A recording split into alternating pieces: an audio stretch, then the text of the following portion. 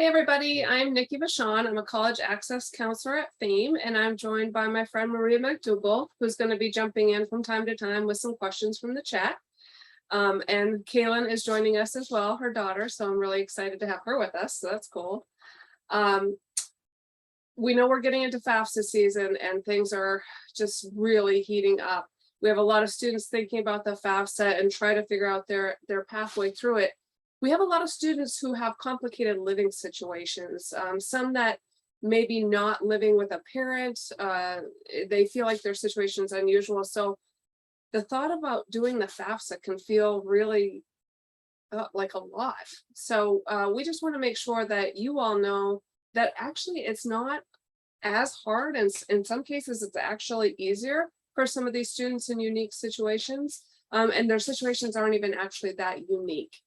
There's actually a lot of students in their same situation. So we're going to talk about how students will fill out the FAFSA if their situations are maybe they aren't living with a parent, or they have a guardian, or whatever their situation might be.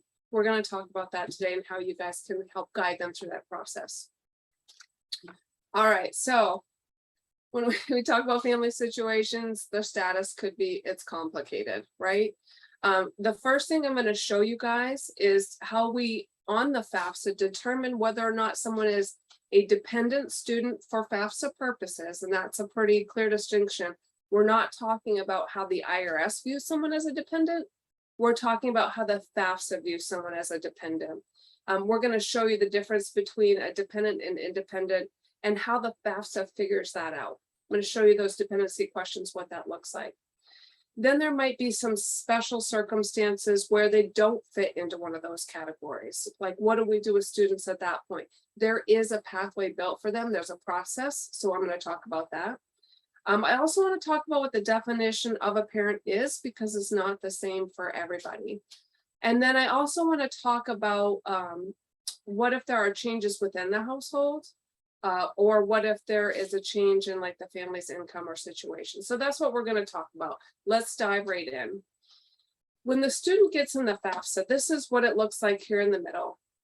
And I like to say these steps 1 through 7 are sort of like a progression bar. Shows you on the FAFSA kind of where you are. It's all the different sections of the FAFSA.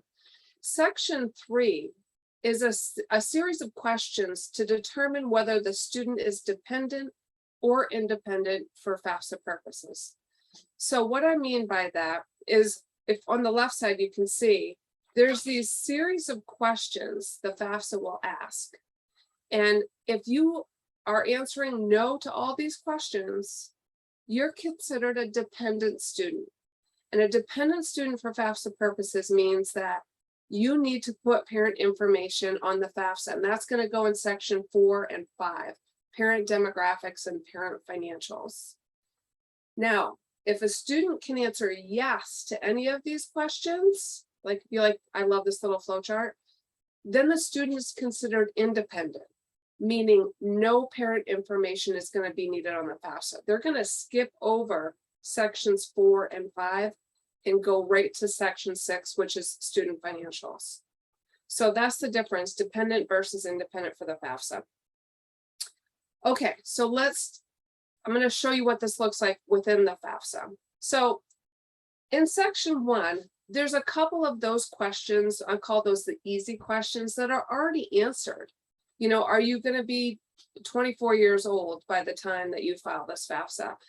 Are you going to be working on a master's or doctoral degree? That's already answered for you in section 1. So those two things may already determine, like if the student's over 24, the FAFSA already knows that they're going to be independent. So we might skip some of these questions altogether. So, and like I said earlier, if you answer yes to any of these questions, the FAFSA is not going to keep asking you questions. They're just going to stop and move to the next section. So if a student is considered an independent student, it's not stop asking questions. It's going to go right to section 6. If that doesn't make sense, please let me know. All right, so then it gets in section 3 into what I would call a little more complicated questions. Not really, not super complicated. is the student married? Like as of today, and I'm going to mention this a few times today, that a lot of times within the FAFSA, you're going to see the words as of today. As of today, what is the student's marital status? And if the student is single, that means they're not married. So if the student is single, they're still considered a dependent unless they can answer yes to any more of these questions. So I'm going to say the student's single. The next question is whether or not the student has any dependent children that receive more than 50% of the financial support from them. So basically, do you have a child that you are providing most of the financial support for? If the answer is yes, you're independent. We're going to skip parent information. If the answer is no, the next question is, okay, well, do you have any other dependents? Is there anyone who is not your child that you are financially support? I worked with a student who was actually financially supporting, they were living on their own and they were supporting a younger sibling. They were taking care of that sibling and providing more financial support for them, the most of the financial support for that student.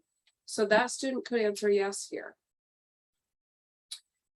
The next questions are going to be, are you currently serving on active duty in the U.S. Armed Forces for purposes other than training? So folks that are in National Guard or the reserves, they are only going to be checking yes to this if they're called up on active duty.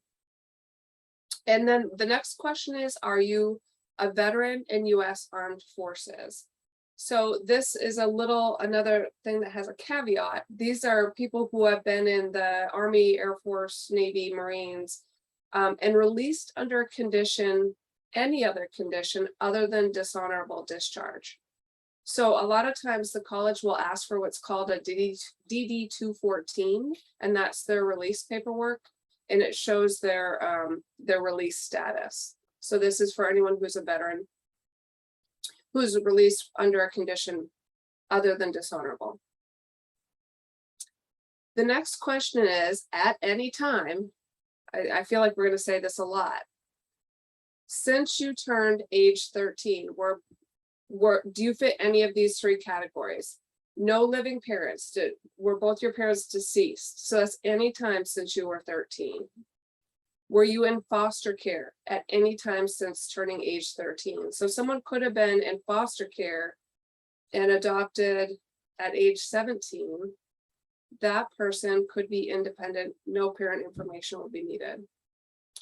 Were you a ward of the court at any time since turning age 13? So if you can say yes, we're going to check that box off. You're independent. No information is needed from parents. Okay, the next two are going to be, as determined by a court in your state of legal residence, were you an emancipated minor? And people always say, like, what does that mean? I say, did you divorce your parents? And that's not the legal term, but like basically you went to the court and you have no parental legal agreement with them. So keep in mind that the words are pretty important here. So if you are working with a student who is a Maine resident, but they were emancipated in Florida, they would not be checking this box off, right? So keep in mind that they wouldn't say yes to that, but the student might fit another category called a dependency override, which we're going to talk in a little bit about. So just keep in mind that that's something we want to think about. And then the last box here before none of the above is, does someone other than your parent or step-parent have legal guardianship of you as determined by a court in the state of legal residence? So keep in mind, this is another one where if the student is a resident of Maine and maybe their legal guardianship happens somewhere else, we can't answer yes to this question, but there might be another recourse later that we're going to talk about. Okay. All right, so the last piece of this is if they couldn't answer yes to any of those questions are, on or after July 1st, 2022, were you homeless or were you self-supporting and at risk of homelessness? Now this date is important because I want to keep in mind that this is the question as asked on the 23-24 FAFSA. So that's the one that's about to open in October. So this is what it's going to look like. So if at any time after July of this year, were you homeless or self-supporting and at risk of homelessness? Now, if a student is not unaccompanied, so they are still being taken care of their parent, but the parent and the student, they're all homeless, they're not answering yes to this question. So keep in mind that's okay. Most of the time, if a student is homeless with their parent, they may actually end up qualifying for maximum aid anyway. So we're going to need to enter parent information for that. They're going to be considered a dependent student. So the wording of that is super important. So we have to be homeless or self-supporting and at risk of being homeless. Okay. The next question, if we do check off yes, that we consider we're in this situation, the next question is really about who can document this for you, because the financial aid office is going to need documentation on this. And there's a few people that give you, for example, it's like a high school or a district homeless liaison. So really anyone from the school. We're really looking for someone from a recognized authority here. Someone who works at a shelter or a transitional housing program, someone who works for HUD, someone who works at a runaway homeless shelter, something like that. These are folks that we can check off to say, these are people that can back me up and document this situation. If they check off any of those three, the next screen that they're going to see is that you're going to be considered an independent student. And really what that means is, like, you're not going to need parent information, but you do have the option to add it if you want to. And for folks that are in law school or health professions, the school may require that. But for most of the students I work with, if we don't need to do that, anytime we get to skip questions on the FAFSA, let's do it, because even if we do enter it, it doesn't really do anything. So when I say, do you want to answer questions about your parents? I would say no. Then what's going to happen is we're going to skip over sections 4 and 5, go right to 6. Okay, so if, let's say the student is out of high school, so we now no longer have access to a high school homelessness liaison. We don't have someone that, like, I've never been in a shelter and I haven't worked with any of those programs, but maybe I'm couch surfing. So you can check off none of the above, and the next screen that you will see is really just more information about this. And I wanted to show you the language, because again, the language on the FAFSA I think is important. So they look at this as two different ways. Like, are you homeless? Are you self-supporting and at risk of being homeless? So basically, you are the person taking care of yourself, self-supporting. And at risk of homelessness could mean that you are maybe living with your boyfriend's parents, who have at any time the ability to kick you out. Like, this is fixed, adequate housing. This also could be that you have an apartment and maybe you've received an eviction notice. So that, I think, is a question that financial aid offices may do a lot more digging into, not necessarily being disrespectful or nosy, but we really just have to make sure that we're meeting the definition of this. And unaccompanied as well, the language of that means that you're not living in that physical custody of your parents or guardians. And Maria, if at any time you have questions, just pop back in. There's been a couple that I think we should, that I've answered, but I think that will benefit the group. Okay. If a student's parents were deceased prior to the student turning 13, they're not automatically independent, correct? Let's go back to that question, because I always think it's. My answer is, it says since turning age 13. Yeah. Are your parents deceased? So, and I may have answered this one correctly, but incorrectly, because if they die before 13, then their parents have been dead since they turned 13. So I always get the language discombobulated on that. I always, like, it's a great reference. I always say, let's go back and look at the question. And I ask this question to the student, because obviously if they died, then they're going to be still dead Yeah, by age 13. yes, But what if at age 12, the student was adopted? right. So they now have adoptive parents that we can put on the FAFSA. And then there was a question about I just lost it. Hold on, I'm trying to get there. This is a good one to kind of talk through the quintessential financial aid answer of it depends. So someone asked, what if you ran away? Would you be considered homeless even though you were under someone's roof? And that's one of those, you know, it could fall under unaccompanied if someone could say it, or that might be, you know, if they're not technically identified by the school as like a homelessness risk, then that's, I can't provide parent info and have a special circumstance because there's probably a reason they run away. So I think that's a good one to sort of remind folks that sometimes there isn't a great box for students to fit into, but there is a way, and Nikki's going to talk about that in a minute, for them to choose like, I still can't provide information. And then there's some follow-up to do. Absolutely. And I think that's a great, it depends.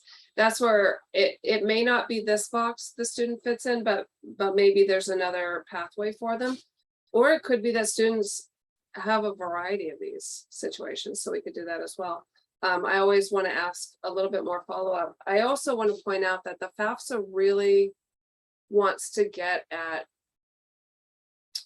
parent information if at all possible.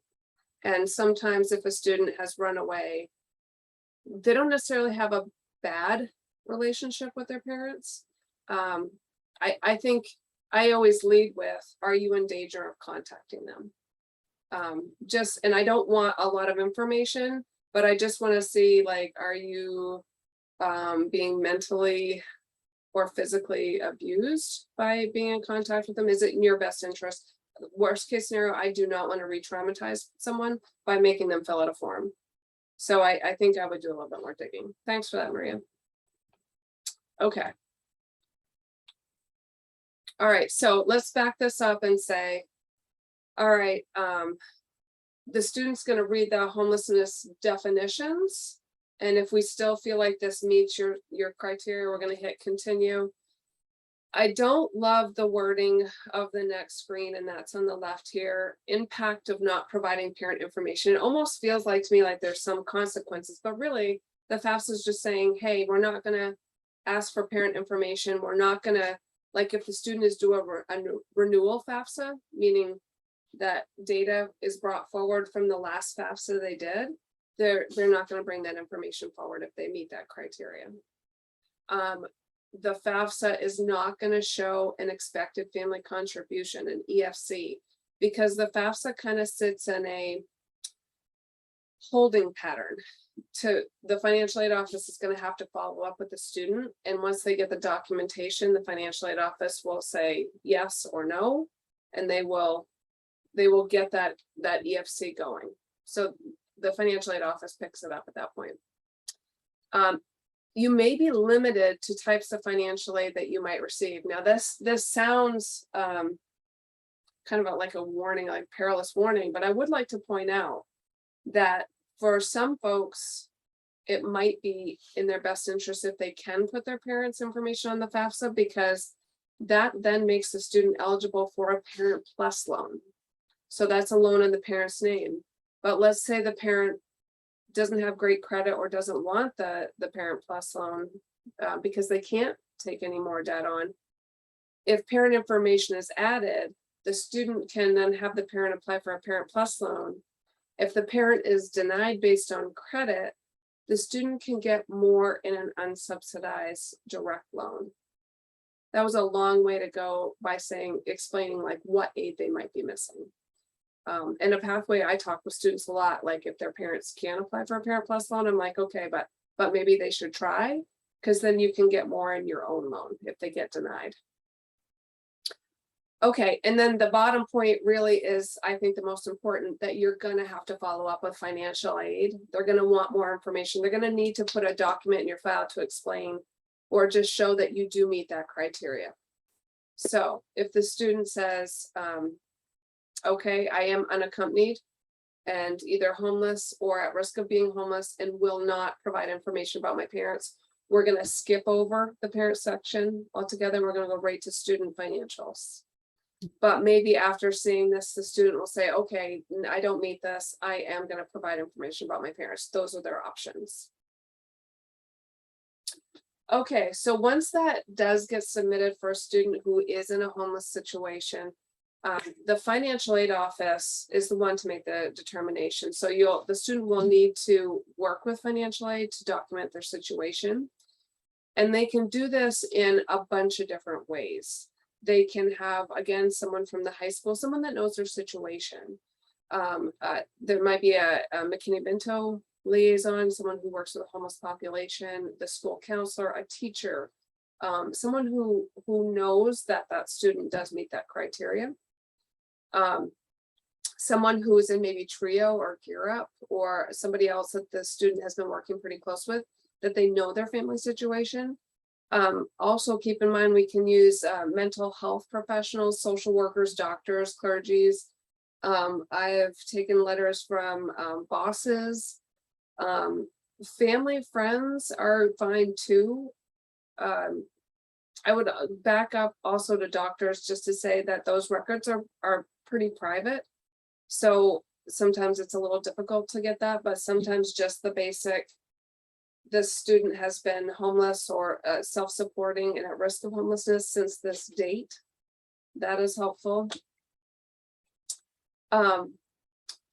If no other documentation is available, there's no one else that can document this. The financial aid administrator, the person working in financial aid, they can talk to the student and really get to the root of what this means. And there's a letter that came out, Dear Colleague letter, is guidance that the Department of Education gives to financial aid offices to give a little bit more, like, what do we mean? What does the letter of the law really mean? Because sometimes we're just kind of trying to figure out, it's pretty gray, like, give us a little bit more help. So this Dear Colleague letter, Gen 1516, really laid out what would be considered things to ask in these situations. I did want to point out that financial aid offices, if they've got one of those documents, they shouldn't ask for additional information. This is such a delicate dance that we do. Financial aid must document these situations, but we don't want to go too deep, further. If we have documentation and we have no reason to question this, we don't really go back and say, I'm going to need a little bit more. If we got that documentation, we should be good. We also want to be very careful that we are just determining yes or no. Do they meet the definition of homelessness? We don't want to ask why. I don't want a student to have to be traumatized over and over again by talking about this horrible situation with their family to a new stranger every single year. So just keep in mind, that's a real, we're really asking whether or not they are homeless. We're not asking why they're homeless. So I think that Dear Colleague letter is very helpful. It was super helpful to me. Just want to stop and see any more questions before I move. That was the whole Section 3 dependency status. Those are all questions asked. If there's no questions, I'm just going to jump into. Nikki, there are a couple things I wanted to note. Somebody asked, in guardianship cases, should the student send court documents or wait to hear from the college? It's a good question about timing. I love that. Thank you so much. I'm always a big fan of sooner's better than later. I want you to start being proactive, start working with financial aid. You could do that even before you file the FAFSA, just to see what the process is. I would just keep in mind that the financial aid office is pretty busy working with their incoming class right now. They're trying to get all those folks taken care of. So if you don't hear from someone, just keep in mind, just be patient. But I love email because I've got kind of a paper trail, and they can send documents and show you what their paperwork looks like. They can give you a list of things to get together. The financial aid office can print out your email and put it in your file. I really like how working with financial aid sooner rather than later. I like that. Any others, Maria? No. Okay. So what if someone doesn't fit in any of those boxes. All of those dependency questions, like, that's not my situation at all. Now what do I do? Well, there's a term we like to use called special circumstance. Maybe you have a special circumstance and maybe you don't fit in those boxes, but there's still another pathway for you. So one of those circumstances might be my parents are incarcerated, or maybe I've been abandoned. Maybe I don't know how to reach my parents. Maybe I left home because of an abusive situation, mentally, physically, whatever that might be. That is an example of a special circumstance where the student will reach out to financial aid and they'll ask to be considered for what's called a dependency override. And what that means is I didn't meet any of those criteria to be considered independent, so I don't have to list parent information. But here's my situation. And a dependency override means the financial aid office can document your situation and they can say, okay, you're independent. We don't need your parents' information. Reasons that the financial aid office cannot do a dependency override. The parents don't want to provide the information. I can't tell you how many people I've dealt with. They said, I'm not giving up my information.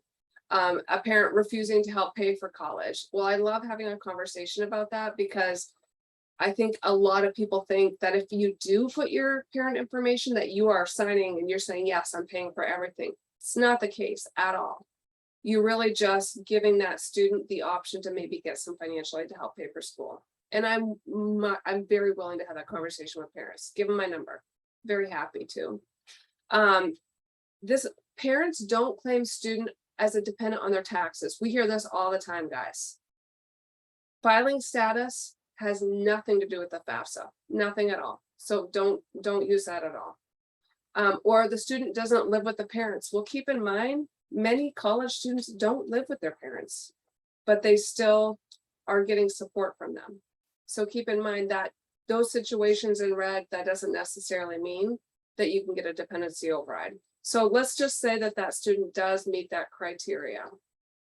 The student reaches out to financial aid to document their situation. And again, I said, I love email because I love a paper chain. I don't know about you guys, but I forget. If you tell me something, I may forget in 5 minutes. So I love email I can refer back to. Documentation on this might be court documents. It could be like a letter from a clergy member, a social worker, a medical authority, school counselor. It could be that you had a dependency override last year and your situation hasn't changed. Keep in mind that we still every year, every time you do the FAFSA, we still have to document your situation because it might have changed. You might have reconciled with your family and moved back. Maybe things are way better now. So we could take this from last year, or if another college gave a dependency override, we could use that as well. We need to have a signed statement from the student or a family member is super helpful, or a friend of the family. Any other person that can document this, super helpful. And I put in the bottom here, the earlier the better. I love working in advance because sometimes getting letters from these folks can take a really long time. So I would talk to your financial aid office and see what they're going to need.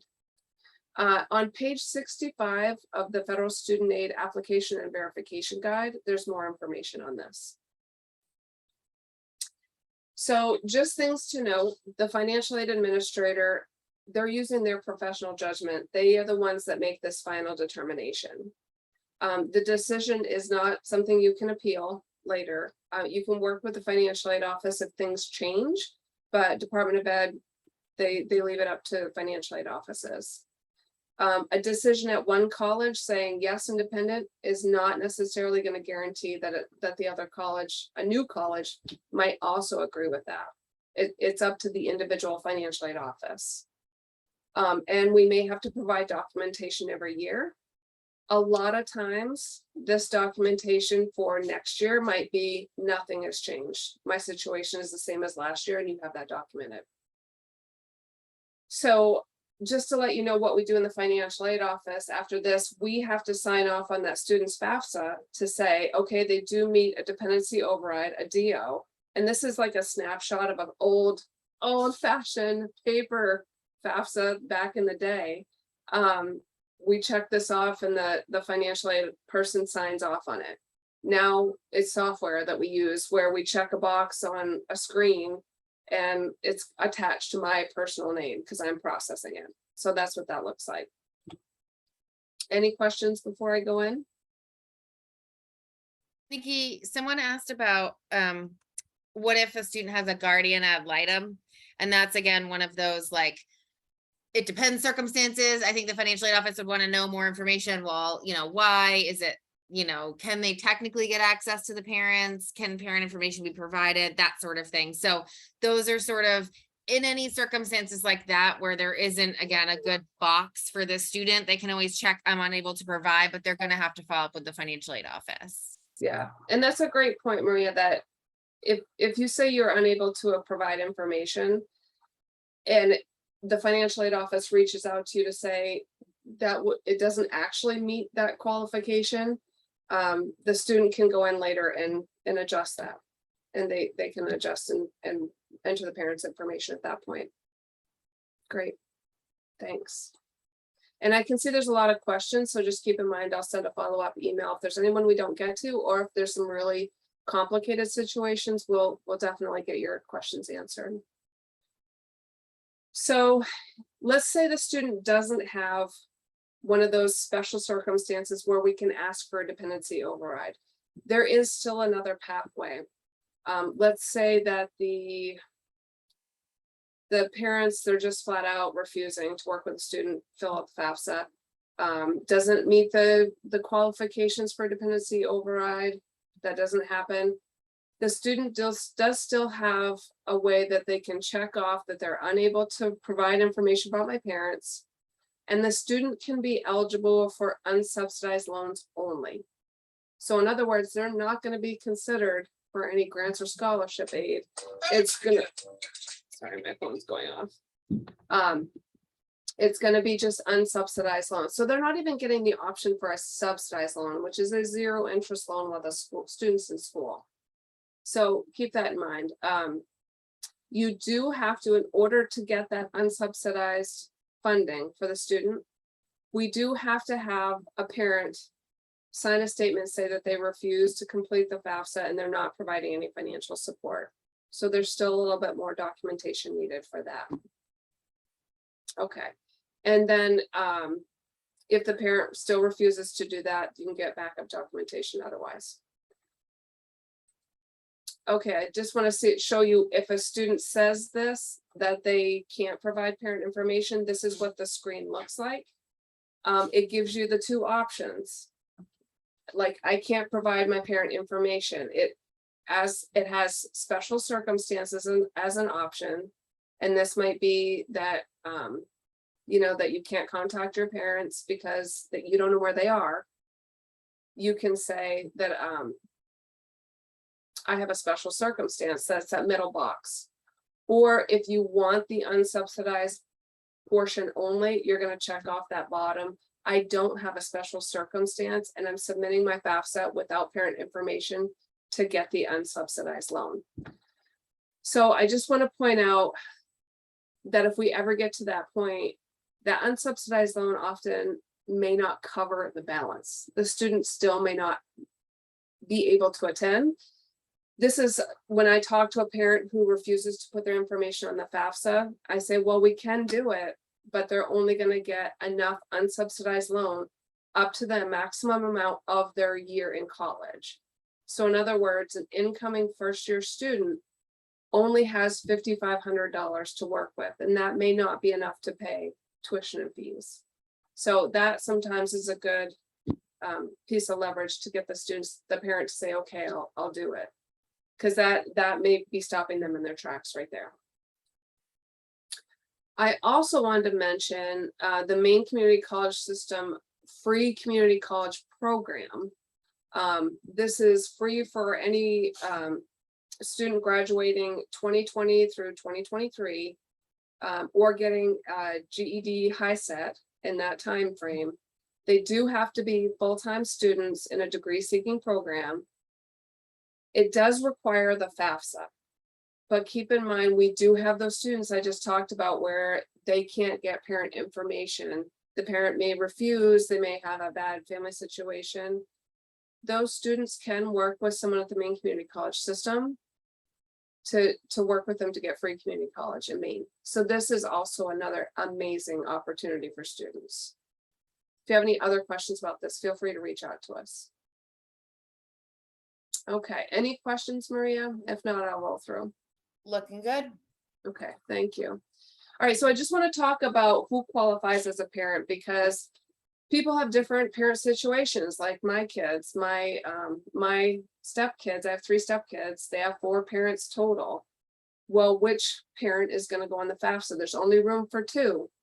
So really the FAFSA is looking for a biological or adoptive parent and a step parent if the parent that they're married to is on the FAFSA. So I just want to point out, Department of Ed did this really nice flow chart to say, which parents am I putting on the FAFSA? So the first question is, are your parents married to each other? Yes, then put both parents on the FAFSA. But if no, do they live together? If both parents live together, both parents are on the FAFSA. If they don't live together, like my stepkids, my husband, and their mom live in 2 separate houses, right? So if the parents don't live together, we're going to look at the parent the student has lived with the most in the past 12 months. I'm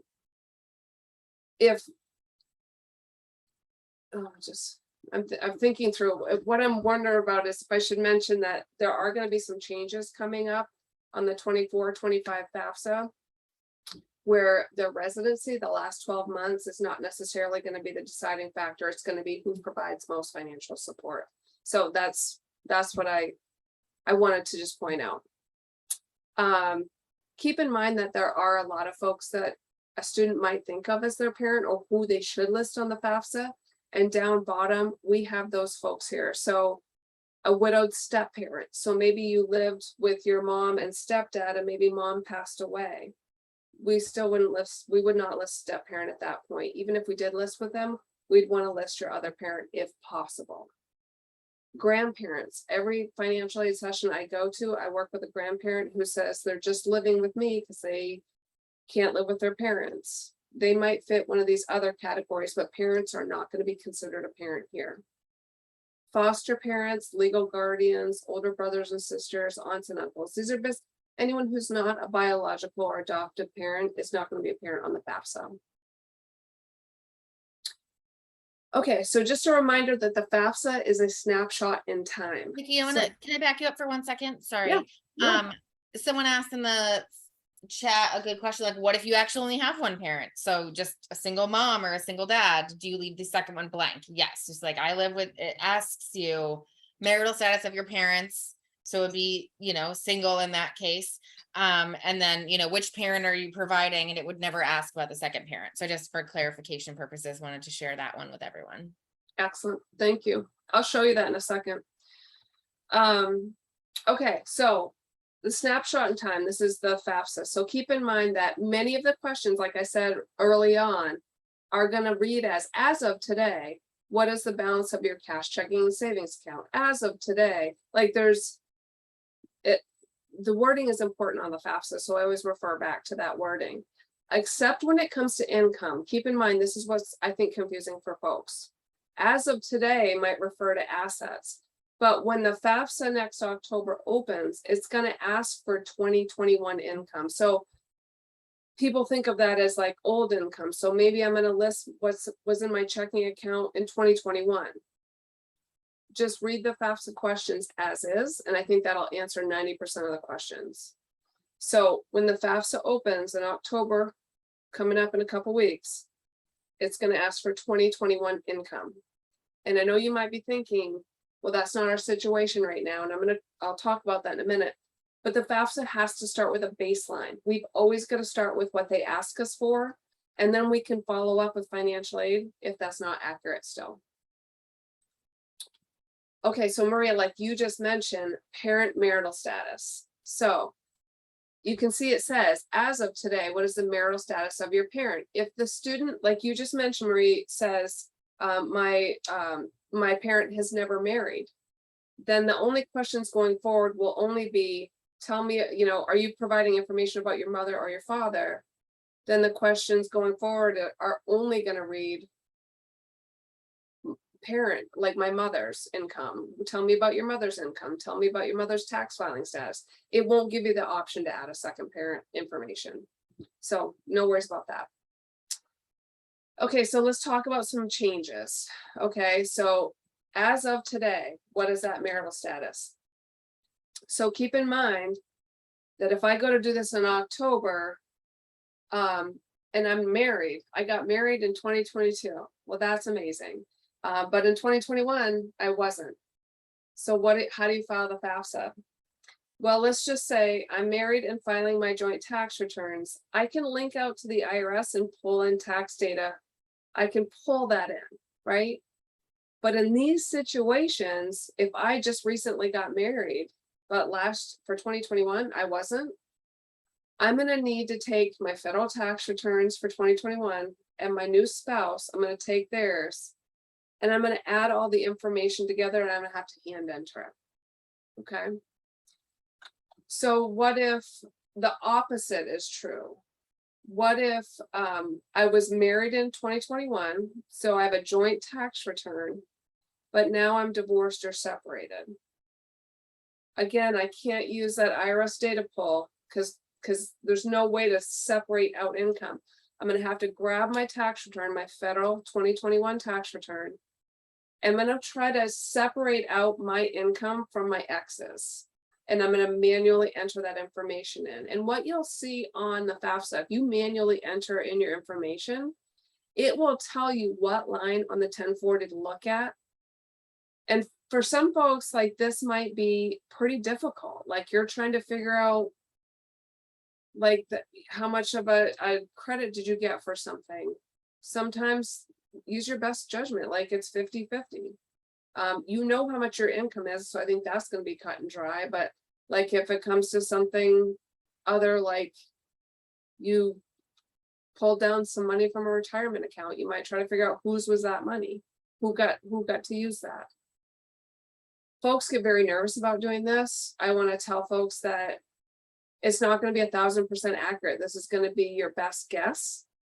This is going to be sent to the financial aid office and they may select you for verification, which makes people very nervous. But really the financial aid office is just going to look at your documents and just make sure that you did it accurately. And if they think something should be adjusted, they can fix it. If you need to figure out how much income tax was your responsibility, what was your liability? If you guys were going to file single, what would that have been? You can use the IRS tax table to figure that out. I really like to take the income and figure out what portion of that was mine. If it's, I had 60% of that income, well, I'm going to look at the taxes paid and I'm going to take 60% of that and enter it in the FAFSA. Couple ways you can do that. We are definitely happy to work with anyone to walk them through how to do this.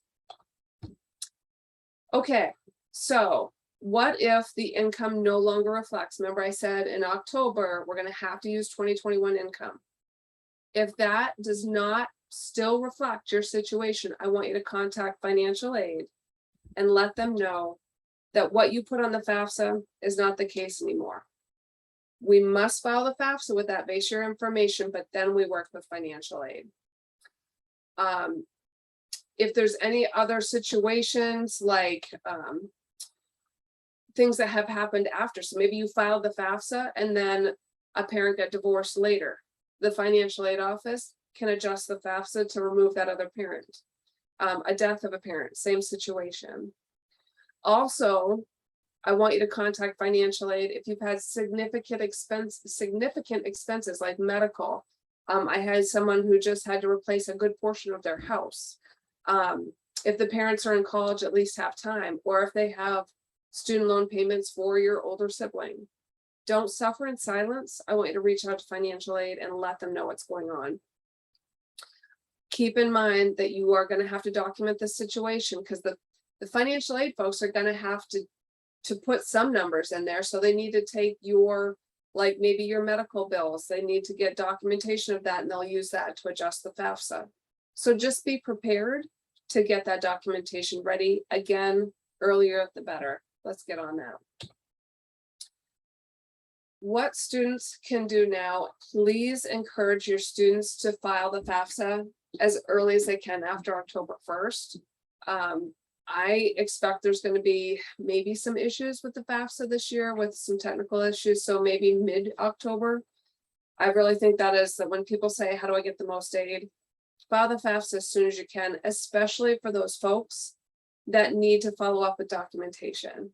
Because like I said, that takes time. It takes time to get documentation from other people, get it to financial aid, and then you've got to get them to process it. So the earlier they can file the FAFSA, the better. If you are a school counselor on this call or one of our partners, I just want to make sure that you guys know that FAME offers a free FAFSA portal where you can get a listing of your high school seniors, and we will tell you if they have filed a FAFSA. That information is updated weekly. It's a great way to actively stalk your students. I say this kind of joking, but not really. Just to say, some students think they've done a FAFSA, but maybe they did last year's FAFSA by mistake. So it's a great way to follow up to see if they've done it. And if you know that one of your students is going to need help, you can connect them with us and we'll help them get that done. Encourage students to be proactive with the financial aid office. Again, it takes some time. The earlier we can start, the better. Start reaching out to financial aid saying, this is my situation. What do I need to document this? Make sure that the student gathers all those documents. And I love it if the student would keep a copy themselves, because what if they transfer schools and the next school asks for a copy of it? Have the student reach out to us. We have free financial aid coaching sessions at famemaine.com/contact. And I kind of say this jokingly, all of our services are free, but during the pandemic, I don't think folks knew that they could set up an office hour time to meet with us. But we have a series of days set aside where you can sign up for a half hour. Come talk to me and we'll walk you through it. Also, there's another resource, it's a free resource called Swift Student, where it's a series of questions that it will ask you, but behind the scenes, what it's doing is building your appeal letter, building that request for a dependency override. So this is a great way to walk through a student or a family member, how to request help from the financial aid office.